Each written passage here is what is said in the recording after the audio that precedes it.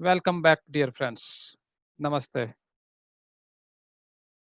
आप भी कहते होंगे नमस्ते, गुड मॉर्निंग, गुड आफ्टरनून। यार एक चीज तो इंडियन स्टाइल की रख ही लेते हैं ना, नमस्ते। Because in all over the world this symbol has become the identification of India. Okay, तो नमस्ते। Tenses complete, spelling rule complete. मेरे तो हो ही गए, आप देख लो। Now we will start our journey little more improved, little more advanced, and that is passive voice. In yesterday class, I gave you a brief description.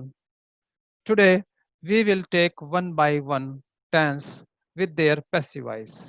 Means मैं आपके एक्टिव भी रिवाइज करवा दूंगा और पैसिव भी रिवाइज करवा दूंगा। Active का मतलब होता है tenses. Active means tenses. Tenses where subject dominates, passive where object dominate. ठीक है ना जी। रोल बदल गए, उसका रोल उसने ले लिया, उसका रोल उसने ले लिया। और पैसिव रोल तो ऐसा हो गया है कि वहां पर बहुत ज्यादा जरूरत नहीं है किसकी, सब्जेक्ट भाई साहब की। हाँ, ज्यादा जरूरत नहीं है, काम चल जाता है उसके बगैर। तो आज हम एक्टिव पैसिव में इजीएस्ट टेंस पकड़ेंगे। And as you know the easiest tense is present continuous tense. Continuous भी कह सकते हो, घर की कहती है, इस तरह के तो चल सकते हैं दो चार वर्ड्स। एक्टिव का मतलब टेंस जहां पर ट्रांसलेशन के टाइम पे इसकी पहचान है रहा है, रही है, रहे है। और प्रेजेंट को बताने वाले वर्ड्स, बार बार रिपीट कर रहा हूं, प्रेजेंट को बताने वाले जर्नली चार word, this, these, here, now. ये चार words, if you found these चार words, four words, it means it is the present continuous tense.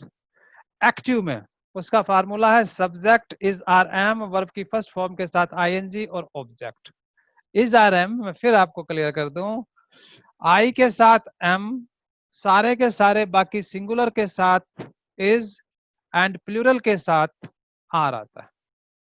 Okay, so we can take an example. Ram is flying a kite. Subject आ गया, is are M आ गया, verb की first form के साथ ING, object. Now, as far as the passive construction is concerned, as I told you, the passive means here object will dominate. Object से start करेंगे, तो object, object के बाद is rm means helping verb will remain same. Okay, and verb की third form, लेकिन ing की sense तो नहीं आ रही। तो ing की सेंस के लिए हमने बी के साथ ing लगा दिया, बीइंग कर दिया, क्योंकि बी का मतलब होता है हो रहा। क्या हो रहा? जो वर्ब में हो रहा है। तो वर्ब के साथ जो हो रहा है उसी की आईएनजी हो गई है, तो इतना इजी हो गया तो मामला। तो बीइंग लगा देना है रहा की सेंस के लिए।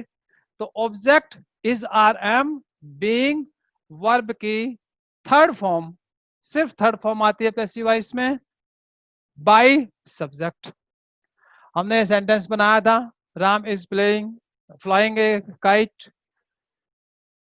Subject, helping verb, verb, object.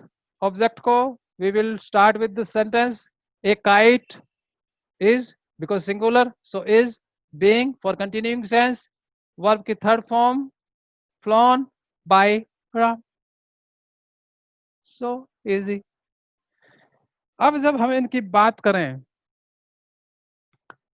इनके नेगेटिव कंस्ट्रक्शन की, आपने टेंसेस में क्या किया था? हेल्पिंग वर्ब के बाद नोट लगाया था, है ना? यानी कि subject, helping verb, not verb की फर्स्ट फॉर्म के साथ आईएनजी और ऑब्जेक्ट। जब हम इसका पैसिव कंस्ट्रक्शन करेंगे या इसको पैसिव में कन्वर्ट करेंगे, at that time we will start with the object. Object is are am, not, being verb की third form, by subject. Object क्या है? काइट है। ए काइट सिंगुलर है, ठीक है। इज, याद रखना सिंगुलर के साथ इज, और इस पहली हेल्पिंग वर्ब के बाद ही नोट लगा देना है, यानी कि इज नॉट। तो क्लियर कि आपको जो पैसिव वॉइस बनानी है उसका जब नेगेटिव बनाएंगे तो नेगेटिव में हेल्पिंग वर्ब के जस्ट बाद नोट लगाएंगे और उसके बाद बीइंग लगेगा, एंड देन वर्ब की थर्ड फॉर्म बाय सब्जेक्ट। तो let me repeat it again, a kite is not being flown by Ram. जब हम इंटरोगेटिव की बात करते हैं, इंटरोगेटिव की सेंस को आपको पता ही है कि इंटरोगेटिव की सेंस की करते टाइम हम इनको इंटरचेंज कर देते हैं। इंटरचेंज किसको कर देते हैं?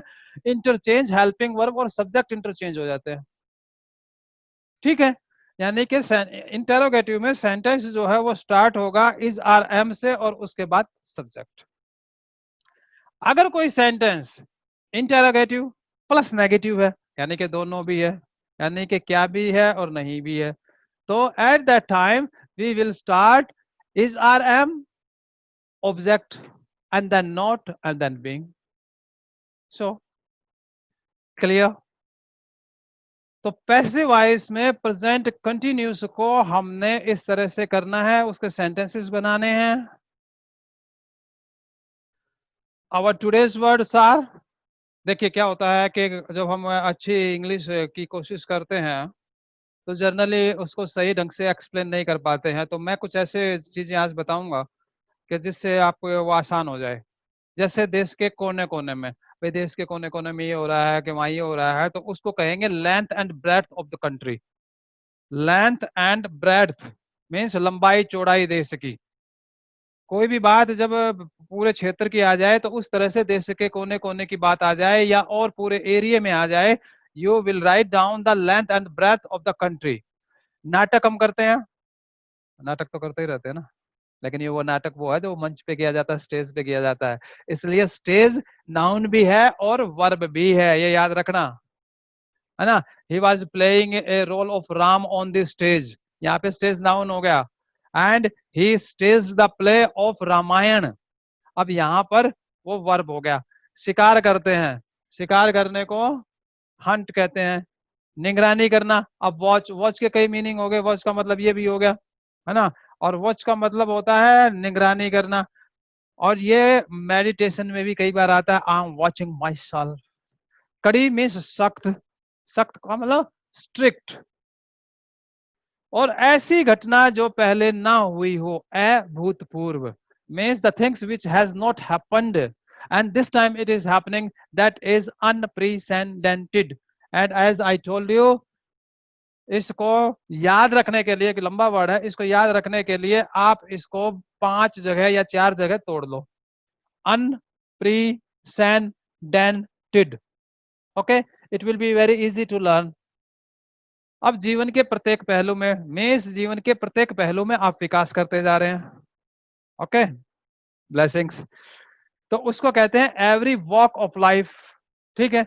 कुछ लोग इसको वॉक भी कह देते हैं, चलता है, because language means the understanding. If your sense is clear, other person must try to understand that, and generally people try to understand what you are talking, but the right pronunciation, ये walk और walk दोनों के बीच की sound है, walk।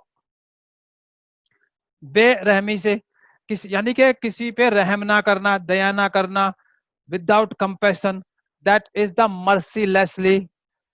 हम कई बार कहते हैं ना, और खूब पानी की तरफ पैसा बहाया उसने तो, है ना। अब ये जो पानी की तरफ पैसा बहाना है, इसको कहते हैं स्पेंड लेविशली। जब हम इसको वर्ब के रूप में यूज करेंगे तो जो भी करेंगे वो स्पेंड का करेंगे, ओके। और ये छायादार तो वर्ड है कि ये पेड़ बड़ा छायादार है, this tree is very shady, okay. So these are our words of today's words. And our phrases words यानी कि स्पेशल वर्ड्स जो इंग्लिश की सुंदरता बनाएंगे, कौन कौन से हैं? देखिए आज हम ड्रॉ को पकड़ेंगे। अब ड्रॉ के साथ हमने जब 6 प्रीपोजिशंस लगाई तो उनकी मीनिंग में कितना चेंज आ गया है। जैसे ड्रॉ ऑफ, ड्रॉ ऑफ का मतलब है वापस बुलाना। जैसे कोई झगड़ा हो रहा है या दो आर्मीज या दो बैटल फील्ड्स आमने सामने हैं, तो एक ने अपनी आर्मी को, अपने लोगों को वापस बुला लिया, उस सेंस में ड्रॉ ऑफ यूज करते हैं, ड्रॉ ऑफ देयर मैन। अब है ड्रॉ नियर, यानी कि पास लाना या पास आना। ठीक है, आना भी। तो जैसे एग्जामिनेशन ड्रॉ नियर, उस सेंस में। ड्रॉ ऑन, चेक काटना, चेक काटते हैं ना वो, CHECK वाला नहीं, CHEQUE वाला। ड्रॉ आउट, ड्रॉ आउट का मतलब है पता लगा लेना कि किसी मजिस्ट्रेट ने, किसी जज ने जो है रियल जो थिंग्स हुई हैं उनका पता कर लिया है, तो उस सेंस में हम ड्रॉ आउट कर देते हैं। अब किसी चीज को आपने सिस्टम से रखना है, ये उसको कहते हैं ड्रॉ अप, ड्रॉ अप। जैसे आपने असेंडिंग ऑर्डर में, डिसेंडिंग ऑर्डर में किसी चीज को रख दिया, आपने हाइट की वजह से रख दिया, जैसे पीटी इंस्ट्रक्टर। आप आपको याद होगी कि स्कूल की जो असेंबली होती है उसमें छोटे से बड़ा, वो जो उस तरह से है तो वो ड्रॉ अप। इसी तरह ड्रॉ असाइड, एक तरफ ले जाना। इसमें एक थोड़ी सी बात आपको ध्यान देनी है कि ड्रॉ के बाद ऑब्जेक्ट आएगा।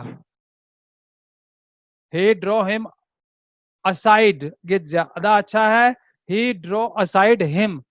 ना ना ना, ये गलत हो जाएगी भाई, तो समझे? फिर वही बात, practice makes a man perfect, woman also, girl also, child also. So practice करो, प्रैक्टिस करो, प्रैक्टिस करो। चैनल को शेयर करो, सब्सक्राइब करो, कमेंट दो। कमेंट आप नीचे भी दे सकते हैं। कमेंट, अगर आपको कोई पर्सनल कमेंट देना है तो you can write down an email to me, okay, and press bell icon. Thank you, thank you, thank you.